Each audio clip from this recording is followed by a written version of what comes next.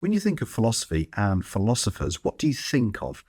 You might think philosophers are people deep in abstract thought, isolated in some ivy-clad tower with their head in the clouds. Or perhaps you think of us as people standing in front of blackboards, if you remember them, furiously writing crazy logical notation and spouting big words. Sure, philosophy does deal with some abstract questions and some foundational ideas. So we might be asking what beauty is or trying to define truth. We might be thinking about what it is for a society to be just. But philosophers are also very concerned about practical matters and concrete ideas. So, for example, I've got some philosophy friends who've recently been working with cancer scientists to think about the nature of evidence to help make sure that the research goes better. I know loads of philosophers who are working with computer scientists and others, thinking about the possibilities and the problems involved with AI, and plenty of ethicists think about the ethics of war, working with people in the military and government. And those are just 3 examples. There's loads of other examples that philosophers are interested in. We bring all this expertise not just into our research and talking to policy specialists, but also into the classroom, into primary schools, secondary schools, and other places you might not think philosophy occurs. Anyway, why don't you hear from a few other people, and then I'll see you at the end of this video. Philosophy matters, even in a prison. Prisons are harsh places, noisy, frightening, confusing, diminishing, no matter what you may have done. The charity Philosophy in Prison seeks to make a difference by running philosophical conversations with small groups of prisoners in a wide variety of prisons. Because these are conversations, they are accessible to everyone, no matter what their educational background may be. Because they're philosophical conversations, they are hard for everyone, no matter what their educational background may be. And so the experience can be transformative for prisoners and volunteers alike.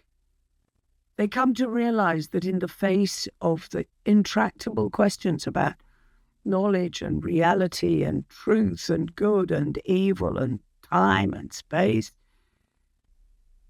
everyone's voice can be heard, and they can learn to hear and to be heard, so that in these places, everyone's voice can count.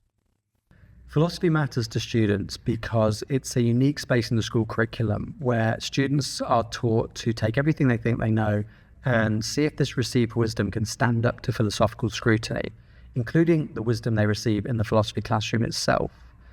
In a world where we are constantly bombarded with truth claims and information and misinformation is coming at us without any distinction between the two, when students have the tools to be able to rigorously analyse claims for their validity, it's a vital intellectual self-defence that we should want all young people to have. And that is why philosophy matters. Philosophy really matters because in an increasingly complex and interconnected world, the ability to think clearly and to engage in reasoned dialogue is absolutely essential. Doing philosophical inquiry from a young age can not only have positive impact on children's learning, their critical thinking skills and their well-being, but it will also give them an opportunity to become better prepared to navigate the challenges they will inevitably encounter in their academic, professional and personal lives. Philosophy matters because it makes a difference to how young people think, feel, speak and act in the world.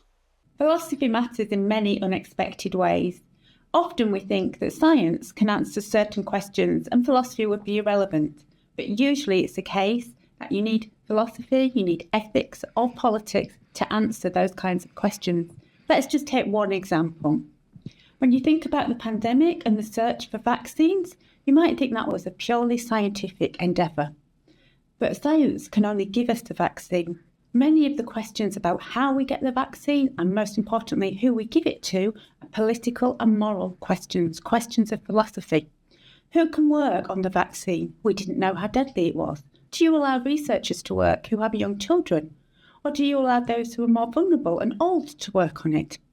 And when it comes to delivery, do you give it to those who need it most? Do you give it to those who are healthcare workers and therefore you want to protect them so you can keep giving more vaccines? Or do you, as we largely did, give it to those who can afford it most, the rich countries and not the poor countries? There have been some stories in the news recently which have attracted lots of attention, have raised questions about the definition of terrorism, for example.